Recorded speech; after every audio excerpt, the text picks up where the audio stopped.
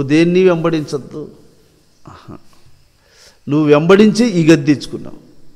వాటి వెనకంటే నువ్వు పోయి, ఇప్పుడు రాజుగారు మంత్రి వెనకంటే చేతులు కట్టుకొని పోయితే ఎంత బుద్ధి లేనితనం అది.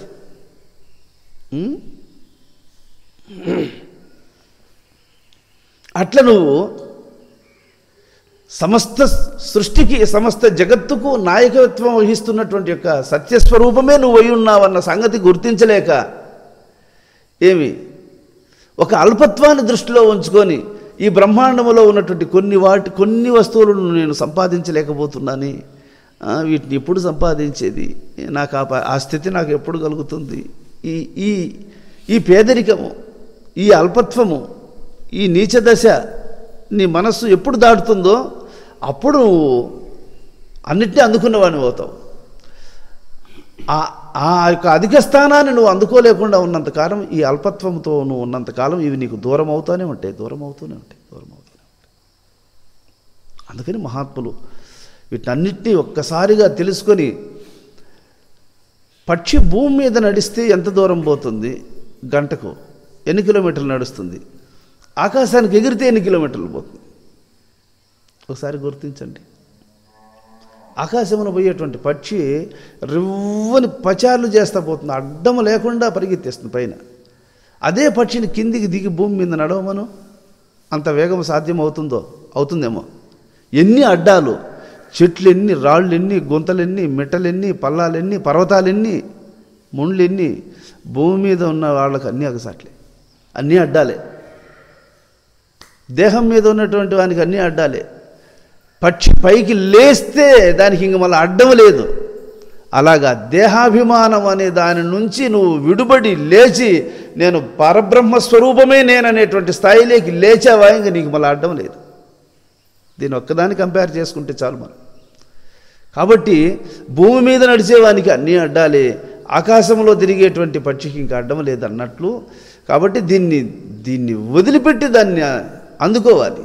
అందుకే మనం వచ్చింది ఈ లోకానికి. దృశ్య సంభవ బోధేనా, ఈ దృశ్య ప్రపంచంలో నువ్వు తిరుగాడుతూ ఉన్నావు, ఎన్నో కార్యక్రమాలను ప్రారంభిస్తున్నావు, ఎన్నో మాట్లాడుతున్నావు, ఎన్నో చూస్తున్నావు. వీటన్నిటి విషయంలో లోపల ఉండి గురువు నీతో మాట్లాడుతున్నాడు. ఆయన బోధ నీకు అర్థమైందా? ఆయన బోధను నువ్వు వినగలిగితే దృశ్యభ్రాంతి నీకు తొలగిపోయినట్లే. ఆయన చేస్తున్నటువంటి సంజ్ఞలు నీవు గుర్తించలేని స్థితిలో ఉన్నావు అంటే దీంట్లో తగులుకొని ఉన్నావు అన్నట్టు, దానికి అది గుర్తు అన్నాడు. అందువల్ల ఆయన వైపు తిరుగు. అందుకే చెప్తాడు, రాబోయి నందన రారమ్ము తండ్రి, మావాడవైతివి మానుము శంక, నీ విట్టిగనుడని నీకు చెప్పిది నీ ఎవరైనా ఇట్లు విందురా. ఎట్లా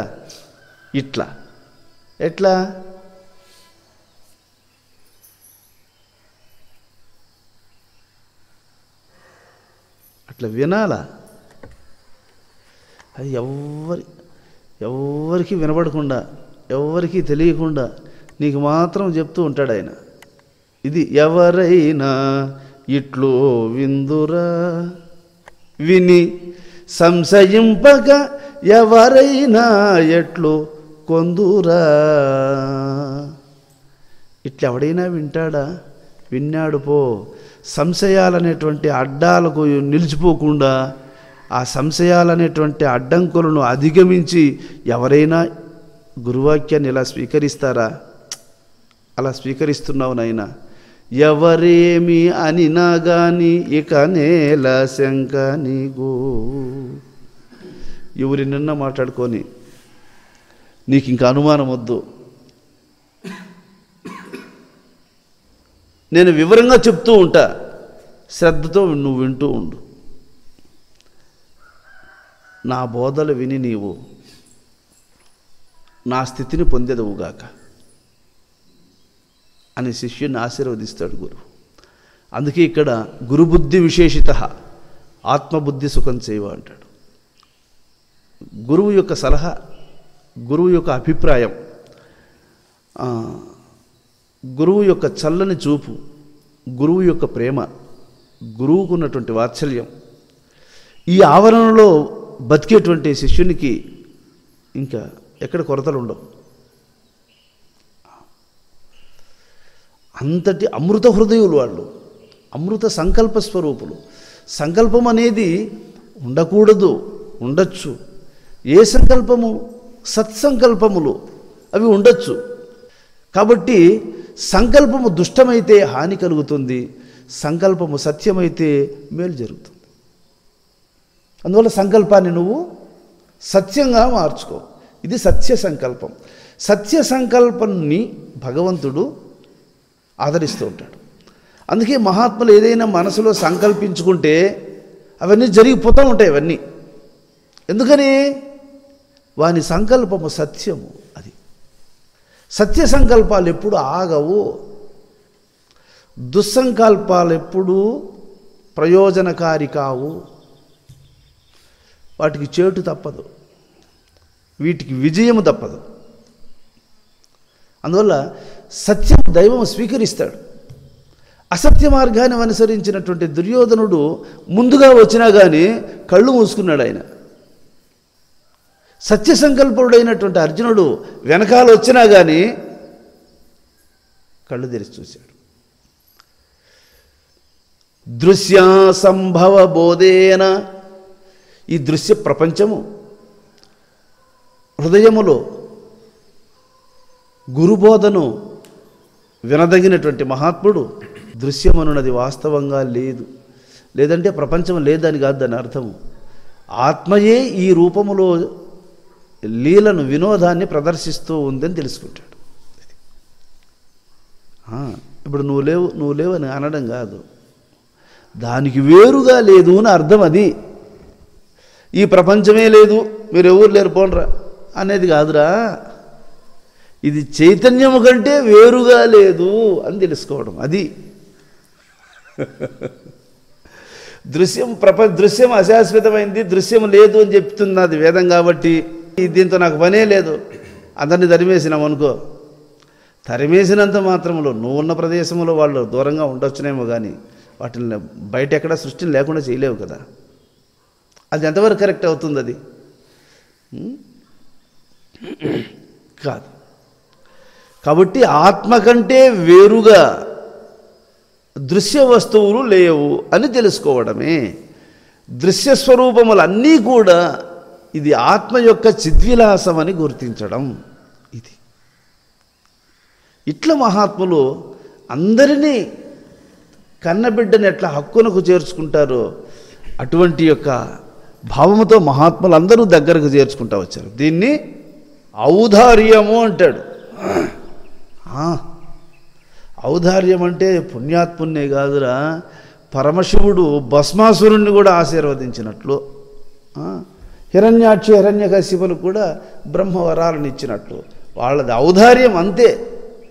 వాడు మళ్ళీ మేలు చేస్తాడా చెడ్డ చేస్తాడా అనేది ఔదార్యవంతుడు వాటిని లెక్క చేయడు. వాడు ఏం చేస్తాడు? చెడ్డ చేస్తే ఎవరికి చేస్తాడు? చెడ్డ నాకా చేస్తాడు. అగ్గిని కట్టితో పొడసాలనుకున్న కట్టే బూడిదైపోతుంది. దాంట్లో పడి అగ్గిని పొడుస్తుందా? కట్టే దాంట్లో పడి బూడిదైపోతుంది. మనకు అపకారం చేస్తాడా ఎవడైనా? చేయగలవాడు ఉన్నాడా? లేడు. చేయాలనుకున్నటువంటి వాడే కాలిపోతాడు, అంతే. కాబట్టి మహాత్ములకు వాళ్ళ యొక్క ఔదార్య గుణములు అన్నీ కలిసిపోతాయి. కానీ వాళ్ళ ఔదార్య గుణాన్ని అధిగమించి వాళ్ళకు హాని చేయగలిగేది లేదు ఈ లోకంలో. ఇప్పుడు భస్మాసురుడు కూడా ఈశ్వరునికి, ఆయన యొక్క ఔదార్యానికి వ్యతిరేకంగా వాడు ప్రవర్తించి ఏమయ్యాడు? చెప్పండి, ఏమయ్యాడు? సర్వనాశనం అయ్యాడు. అట్లా మహాత్ముల యొక్క ఔదార్యం అటువంటి యొక్క ఔదార్యము కలిగినటువంటి యొక్క మహాత్ములు సమాధానాన్ని పొందేస్తారు.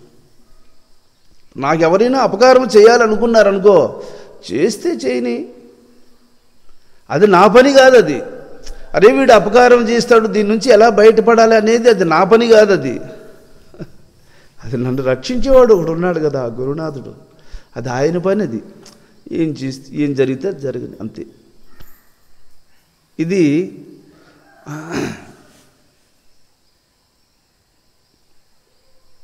దాసుని యొక్క లక్షణం. నేను ఆయన సొత్తు అన్నప్పుడు ఇంకా ఆయన ఏమన్నా తీసుకొని ఇది ఆయన ఇష్టం. ఈ సొత్తును పోగొట్టుకున్నా దీన్ని కాపాడుకున్న లాభ నష్టాలు ఆయనవే, నాకు లేదు. ఇది శరణాగతి గలవాని లక్షణం, భగవత్ శరణాగతి గలవాని యొక్క లక్షణం. కాబట్టి నన్ను ఆయన ఏ విధంగా రక్షించుకున్నా శిక్షించినా అది ఆయన ఇష్టమే. ఈ విధంగా ఉన్నప్పుడు ఇంకా లోకంలో ఎక్కడ వాడిని ఏది చనకలేదు. ఇంక వాడిని దృశ్యా సంభవ బోధే బోధోహి జ్ఞానం జ్ఞేయం చిదాత్మకం తదేవ కేవలీ భావం తతోన్యత్ సకలం మృష.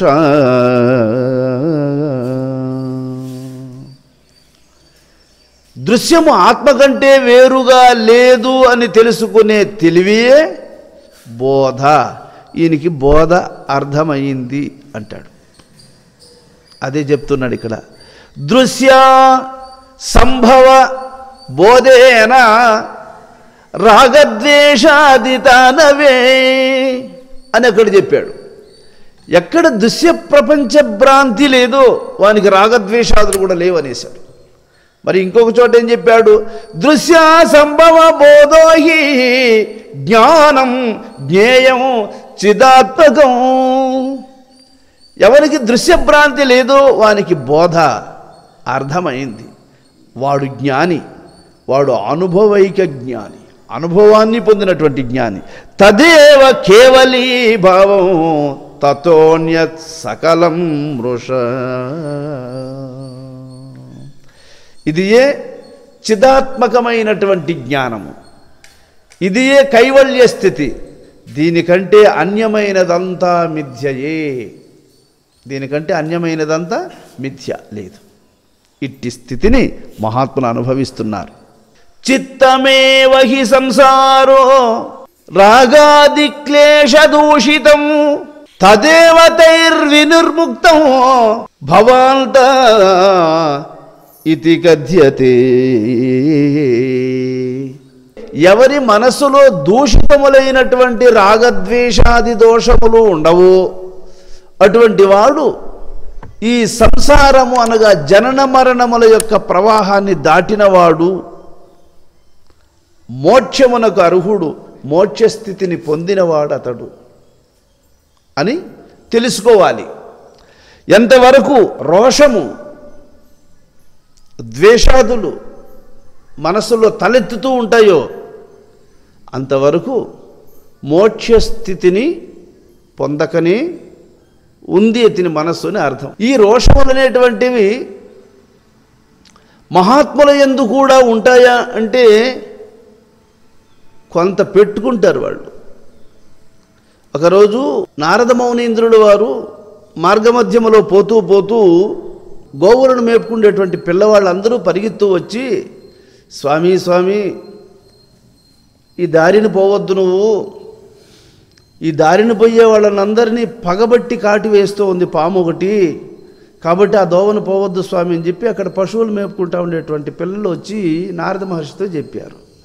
చెబితే అది ఎక్కడుంది నాయనా పాము అంటే, నువ్వు పోయే దోవలో ఉంది స్వామి అన్నాడు. సరే, నారద మహర్షికి ఎదురుగా వస్తూ ఉంది పాము పడగ విప్పుకొని. వస్తే ఆయన యోగ దృష్టి గల మహాత్ముడు కదండి, యోగ దృష్టితో చూశాడు దాన్ని. చూస్తే దానికి ఉన్న రోషము అదృశ్యమైపోయింది. కాటు వేయాలనేటువంటి యొక్క గుణము వెంటనే తొలగిపోయింది. ఒక శిష్యుడి దగ్గరకు వచ్చినట్లు వచ్చింది దగ్గరకు. దాన్ని వెంటనే పడగ పట్టుకొని దానికి మంత్రాన్ని ఉపదేశించాడు.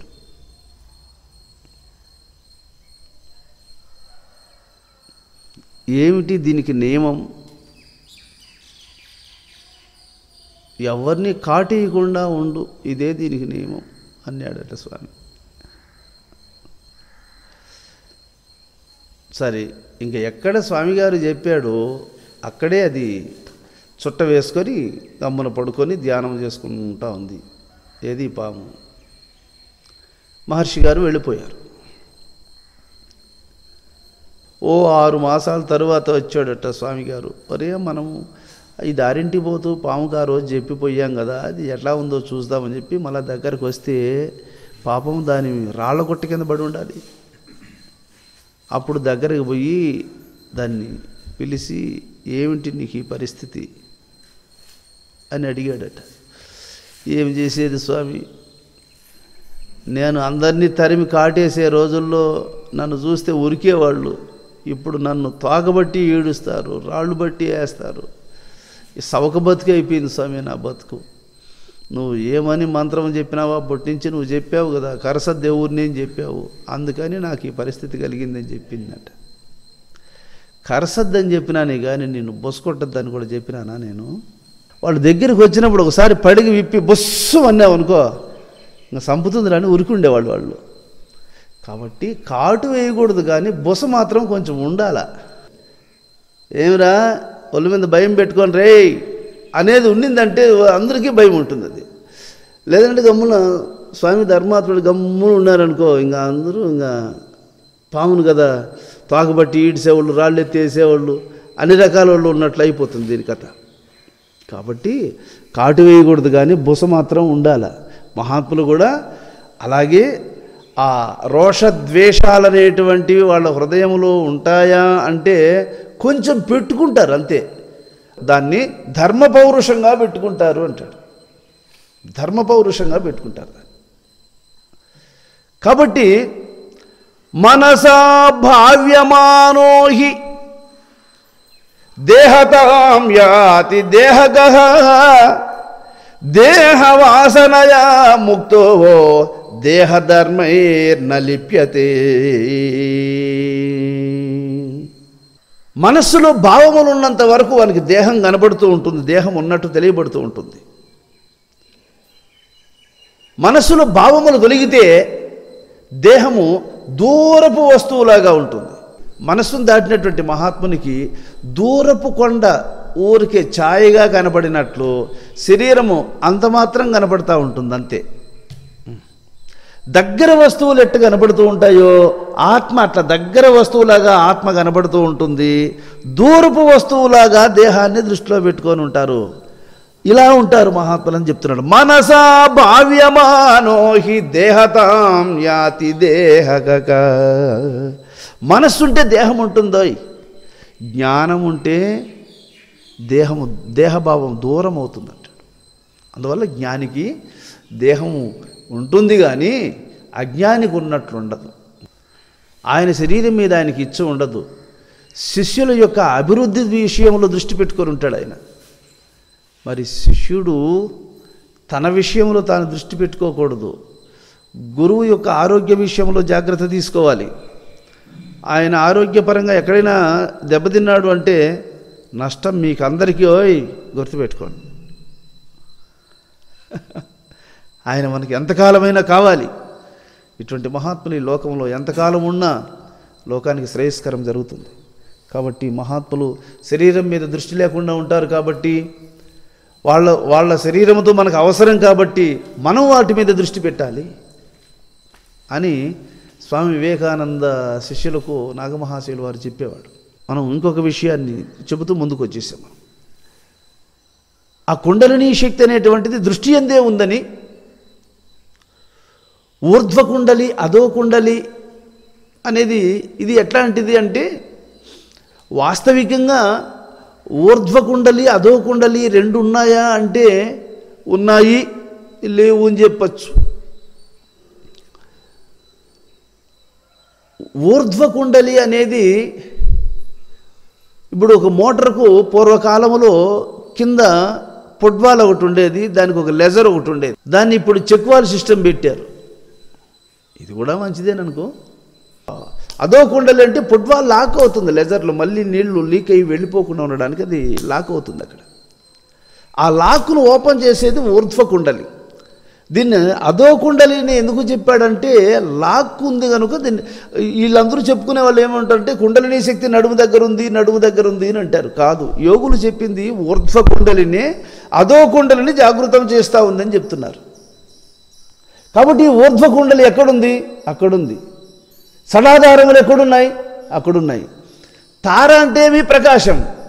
తారకం అంటే ఏమి? నీకు దృష్టినిచ్చి ప్రపంచాన్ని చూపిస్తూ ఉండేది తారక మంత్రం, అదే తారకం. ఇప్పుడు తారకం ఎక్కడు? తారక బ్రహ్మం ఎక్కడుంది? కంటి యందు ప్రకాశిస్తూ ఉంది. సడాధారం ఎక్కడున్నాయి? అక్కడే ఉన్నాయి. మరి ఆరోహణ అవరోహణ రూపంలో అది రేచక పూరక కుంభకాలు ఎక్కడ నడుస్తున్నాయి? అక్కడే ఉన్నాయి. కాబట్టి ఇది గాలి రూపంలో పొట్టను కదిలిస్తూ ఉంది. అది కాదురా తారకం అంటే. అటు ఉండగలిగితే శ్వాసలు వాటంతటా బంధింపబడుతున్నాయి. చూడండి, దృష్టి అటు తగులుకునిందంటే ఇవి కండిషన్లోకి వచ్చేస్తాయి. ఆ దృష్టి స్లిప్ అయిపోయింది అనుకోండి, ఫ్రీగా పరిగెత్తూ ఉంటాయి. మరి వీటికి ఎక్కడుంది లింకు? అక్కడుంది. కాబట్టి దృష్టి యందు మెలకు గ్రహించడమే అన్ని శుభములకు ఆధారం. యోగం అంటే అదే. కానీ దానికారు నిలబడలేకనే కదా అందరూ జారిపోతూ ఉన్నారు. అమ్మో, అది వానికి దృష్టిలో సృష్టి ఉంది అంటే ఇంకా వాడు దృష్టి కుదరదు. బాంచారు వాడు తలకాయ కింద పెట్టి తపస్సు చేసినా కుదరదు. నువ్వు 1000 ఏళ్ళు కాదు, 1,00,000 ఏళ్ళు కాదు, 1,00,000 జన్మాలు ఎత్తినా కుదరదు. అది దృశ్యభ్రాంతి తొలగిన దృష్టి కలిగినటువంటి మహాత్మునికే దృష్టి నిలుస్తుంది, దృష్టి కుదురుతుంది. అందుకని ఇక్కడ తద్బ్రహ్మానంద మద్వంద్వం నిర్గుణం సత్యచిదనం విదిత్వా స్వాత్మనో రూపం నబిభేదతి కదాచన.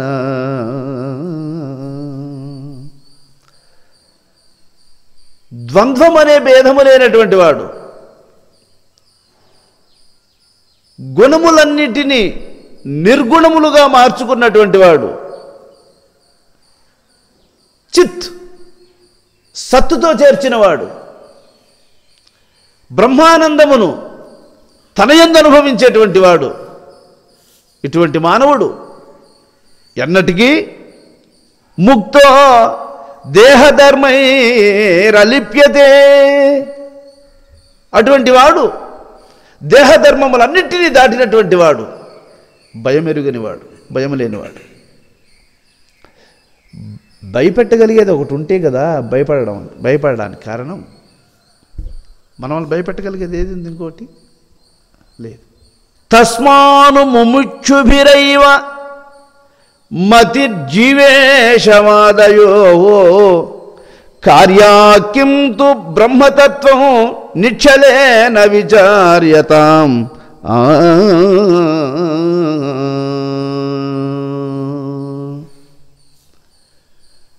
మోక్షాసక్తి కలిగినటువంటి ముముక్షువులు జీవుడు వేరు ఈశ్వరుడు వేరు అనేటువంటి వాదాలలో ప్రవేశించరాదు. నిశ్చలమైనటువంటి బుద్ధితో బ్రహ్మస్వరూపాన్ని దృష్టి అందించుకుని ఉండాలి. అందుకు తర్కవాదము తగదు జ్ఞానికి, తక్షణము సద్గురుని నమ్మితే మర్కటంబగు మాయ ఎరుకను మరల జన్మకు రాని బోధ ఎందుకే నిజమనుచు బలికెదవు చలన సహితం బనుచు దలచేవు. చలనముతో కలిసి ఉంటే జీవుడు, చలనాన్ని తొలగి ఉంటే దేవుడు. కాబట్టి ఎందుకే నిజమనుచు బలికెదవు. మనసా ఎందుకు ఈ మనోకల్పితమైనటువంటి ఈ జగత్తును నిజమని ఎందుకంటావు? అందుకని జీవేశ్వర విషయంలో వాదోపవాదాలు చేసుకునే వాళ్ళు చేసుకోనిగాక మనకి ఈ వాదములు అవసరం లేదు. అది ధర ప్రజ్వలాగ్ని గుండమందు అంటుంది పిచ్చిమాంబ. ధర ప్రజ్వలాగ్నిగుండము అంటాడు. అగ్నిగుండములో అగ్గి ఎట్లా ప్రజ్వలిస్తూ ఉంటుందో ఈ దృష్టి యందు ప్రకాశం అలా ప్రజ్వలిస్తూ ఉంది. అది దాని యందు సమస్తము దగ్ధమైపోతాయి. మహాత్ములందరూ అక్కడే విశ్రాంతిని పొందారు, సమస్త దురితములను అక్కడే దగ్ధం చేసుకోగలిగారు. దృష్టి కంటే మించిన యోగము లేదు, దృష్టి కంటే యోగమూలము మరొకటి లేదు. దృష్టియే సృష్టి సమస్తమును రక్షిస్తూ ఉన్నది. అందుకే భగవంతుడు ఈ సృష్టిని అంతటినీ దృష్టిలో కనపడేటట్లు పెట్టేశాడు ఆయన. దోవ మాత్రం కనపడేడుగా పెట్టకుండా సూర్యచంద్రాదులను కూడా చూడగలిగేటట్లు పెట్టాడంటే ఆయన విశాలమైన ప్రపంచాన్ని చూడని నా బిడ్డని ఇచ్చాడు కళ్ళు. ఆయన ఈ విశాలమైన ప్రపంచాన్ని చూడని, సూర్యచంద్రాదులను చూడని, సర్వప్రాణులను చూడని, సృష్టిని అంతటిని చూడని, హాయిగా ఉండని అనేటువంటి భావంతో దృష్టిని ఇచ్చాడు, వినేదానికి చెవులు ఇచ్చాడు, తెలుసుకునేదానికి తెలివినిచ్చాడు, సత్కార్యాలు చేయడానికి తగిన శక్తిని ఇచ్చాడు. ఇన్ని ఇచ్చాడే, ఇన్ని ఉండి కూడా నేను ఇంకా ఏమీ లేను అండి, ఇంకేమి ఇవ్వాలి నీకు? ఏమి ఇవ్వాలరా నీకు? నీకేమి తక్కువ చేశాడు ఆయన? బుద్ధి తక్కువ లేకుండా బతుకు చాలు, అంతే. బుద్ధి తక్కువ లేకుండా బతికితే చాలు. భగవంతుడు నీకు అన్నీ ఇచ్చు. ఈ ప్రపంచంలో లేని వాళ్ళు ఎవ్వరూ లేరు, లేని వాళ్ళు ఎవ్వరు లేరు, అందరూ సంపన్నులే. దరిద్రులు ఎవ్వరు లేరు. దరిద్రుడు ఎవడు అంటే భగవద్భక్తి లేనివాడు దరిద్రుడు. వానికి కోట్లు ఉంటే ఉండనీగాక, ఎందుకు ఏట్లే అయినా, ఎందుకు కోట్లు చెప్పు, ఎన్ని ఆస్తులు ఉంటే ఎందుకు? అది భగవద్భక్తి ఉన్నటువంటి మహాత్ముడు, భగవంతుని సహాయం ఉన్నటువంటి యొక్క మహాత్ములు, భగవంతుని ఆశ్రయించి జీవించేటువంటి మహాత్ములు ఎప్పుడు ఎక్కడున్నా ప్రశాంతంగా ఉంటారు, ధైర్యంగా ఉంటారు. ఎందుకంటే నేను చెట్టు కింద ఉన్నవాడిని, గుండ్ల కింద ఉన్నవాడిని, గుహల్లో ఉన్నవాడిని, గుడిసెలో ఉన్నవాడిని. చెట్టు కింద ఉన్నప్పుడు ఎట్లున్నా, అడవిలో ఉన్నప్పుడు ఎట్లున్నా, గుహలో ఉండేటప్పుడు ఎట్లున్నా, ఇప్పుడు కూడా అట్లే ఉన్నా. ఇవన్నీ మనం ఏమన్నా ఉద్ధరిస్తాయా చెప్పు? అది మనవి కాదు ఇవి. అది మనం ఆ గురుదేవునికి గుమస్థాలం, అంతే. ఆయన ఆలయంలో ఒక సేవకులం. అందుకే ఆయన బంటు రీతి కొలువు ఇయవయ్య రామ. త్యాగరాజస్వామి, నాకు నీ సన్నిధిలో ఏదో ఒక చిన్న కొలువు ఒకటి, ఆ పని చేసుకుంటా నీ దగ్గర బతికేస్తా స్వామి రామచంద్ర అంటాడు త్యాగరాజస్వామి. చిన్న పని ఒకటి కొలువు ఇవ్వయ్యా నాకు, ఆ పని చేసుకుంటా నీ దగ్గర బతికేస్తా స్వామి నేను. నీకేం పని లేదురా అని చెప్పగాకు రామచంద్ర, ఆ పని లేకపోతే నేను దూరం అయిపోతా స్వామి. నీకు ఏదన్నా ఒక పని ఇవ్వు నాకు, ఏదన్నా ఒక పని, చెత్త ఉడిసే పని ఇవ్వు, నాకు అది చాలు, అంతకంటే నాకు కావాల్సింది ఏముంది స్వామి. తొంట బుద్ధివాణి, నా బుద్ధి తొంట బుద్ధి స్వామి అని చెప్పుకున్నాడు ఆయన త్యాగరాజస్వామి. ఈ తొంట బుద్ధి ఉండే దానివల్ల నాకు కామము, క్రోధము, లోభము, మోహము, మదము, మత్సరం ఎన్ని తొంట బుద్ధులే. మొదలైన మాదాదుల బట్టి నేల కులజేయు నిజ బంటు రీతి కొలు ఇయవయ్య రామ. ఇటువంటి యొక్క తుంట గుణాలన్నింటినీ తొలగించేటి, వాటినన్నిటినీ కోల్చదగినటువంటి యొక్క బంటుతనం నాకు అనుగ్రహించు. రేపును మాపును లేఖను శ్రీహరి వాకిలిగా చేదెన్నటికో. రెయ్యి పొగులు స్వామిగారి యొక్క వాకిలి కాడు నిలబడుకొని ఉండే పోస్టు దొరికినా కూడా చాలు అంటాడు అమరనారాయణ స్వామి గారు. ఆ వాకిలి కాడు కాసుకొని ఉంటే చాలు కుక్కలాగా, నాకు ఆ పోస్ట్ ఈ స్వామి చాలు. శ్రీ గురు పాదాబ్జంబులు మదిలో స్థిరముగా నిలచేదెన్నటికో. ఆ గురుదేవుని యొక్క పాదపద్మాలు ఈ హృదయంలో స్థిరంగా స్మరించగలిగితే చాలు, ఇంకా అంతకుమించి ఏం అవసరం లేదట. అందుకు మహాత్ములు ఎప్పుడూ ప్రశాంతంగా ఉంటారు, వాళ్ళు ప్రసన్నంగా ఉంటారు, వాళ్ళు ఏ లోటు లేకుండా ఉంటారు. వాళ్ళకి ఏమి లోటు ఉండవు. ఆ లోట్లు ఏముంది, దేనికి లోటు చెప్పండి? మనస్సు కల్పవృక్షము వంటిది. అందువల్ల సర్వసంగ పరిత్యాగులైనటువంటి యొక్క మహాత్ములు ప్రసన్న చిత్తులై, ప్రశాంత చిత్తులై ఉంటారు. వాళ్ళు ఆనందం మనసులో ఉంది, బయట ఎక్కడా లేదు. ఎక్కడో ఉందని వెతుకుతూ ఉంటారు, ఎక్కడా లేదు, ఏ దేశానికి పోయినా లేదు. అంగుళము అంగుళము దివిటీ పెట్టి వెతికి చూస్తే కూడా ప్రపంచమంతా సుఖం ఎక్కడన్నా కనపడుతుందేమో, సుఖం లేదు. అది నీ మనసులో ఉంది సుఖం. మనసులో ఉండే సుఖము ఎప్పుడు బయట వస్తుంది అంటే, నువ్వు ఉన్నకాడికి తృప్తిగా ఉండు, సుఖం దానంతటా అదే బయట వస్తుంది. ఉన్నకాడికి తృప్తిగా ఉండు చాలు. భగవంతుడు నాకు ఇది ఇచ్చినాడు, నాకు ఇదే చాలు, ఆడుకుండు చాలు. ప్రాప్తంబగు లేశమైన 10,000 తృప్తిని చందని మనుజుడు సప్తద్వీపంబునైన చక్కంబడునే. ఉన్నకాడికి తృప్తి లేనటువంటి మానవునికి ఈ సప్తసాగరముల మధ్యలో ఉన్నటువంటి సంపదలన్నీ వారి స్వాధీనమైతే కూడా ఇంకొకటి కావాలంటాడు వాడు. మనం ఇప్పుడు ఎంతమందిని చూడడం లేదు. అయ్యో, అది ఆశ మనిషిని చంపేసిన దాకా బతకనేది వాడిని మనశ్శాంతిగా. వాడిని ముగిచ్చేసిన దాకా వాడిని ఒక రాగాన్ని పెట్టదు. అందుకని ఆశ అనేది పెద్ద పెనుభూతం కాబట్టి మహాత్ములు దాన్ని వదిలిపెట్టేశారు. వ్యాప్తిన్ పొందక వగవక ప్రాప్తంబగులేశమైన 10,000 తృప్తిని చందని మనుజుడు సప్తద్వీపంబునైన చక్కంబడుననే విషయాన్ని వామనమూర్తి చెప్తాడు బలిచక్రవర్తితో ఈ విషయాన్ని. కాబట్టి 1-2 అడుగులు మేర చాలదనక ఇమ్ము చాలు చాలు, 3 నాకు 3 అడుగులకు తావి ఇవ్వు చాలు అంటాడు. అదేది, ఒకటి ఇడానాడి, ఒకటి పింగళనాడి, ఒకటి సుషుమ్నానాడి. కాబట్టి ప్రతి జీవుడు బలిచక్రవర్తే. కాబట్టి ప్రతి జీవునికి విష్ణుదేవుడు పొట్టివాడై, వామనుడు అంటే ఏమి పొట్టివాడై వచ్చాడు. అంటే గురువుగారు మనకు చెప్పినటువంటి యొక్క మంత్రము చిన్నది, ఇంతేది, కాసింతే మంత్రం అది. కానీ అది దానికి ఈ 3 ఇచ్చిన తర్వాత, ఏ 3? ఈ రేచక పూరక కుంభకములు అనేటువంటి 3 మీద స్థానం ఇచ్చి చూస్తే అది ఎంతటిది అంటే దాన్ని కనిపెట్టినోడు లేడింగా. దాని విస్తారం ఎంత? ఈ ప్రపంచాన్ని ఒక కాలి కిందికి దొక్కొని, ఆకాశాన్ని ఒక కాలి పాదం కిందికి దొక్కొని, ఇంకా 3వ పాదానికి నిన్ను కూడా తన స్వాధీనం చేసుకుంటా ఉంది. అది అంతటి యొక్క సత్యం అది. ఇది భాగవతం, ఇది వామన చరిత్ర, ఇది గురువాక్యం. అందుకు గురువాక్యమునకు లోపడి ఉంది ఈ సమస్త సృష్టి, గురువాక్యమునకు లోపడి ఉంది జగత్తు. అందుకే గురువాక్యమునకు మినహా ఇంకేమీ లేదు. అందుకని భగవద్ అవతారమూర్తులైనటువంటి మహాత్ములు మనకు ఈ సత్యాన్ని,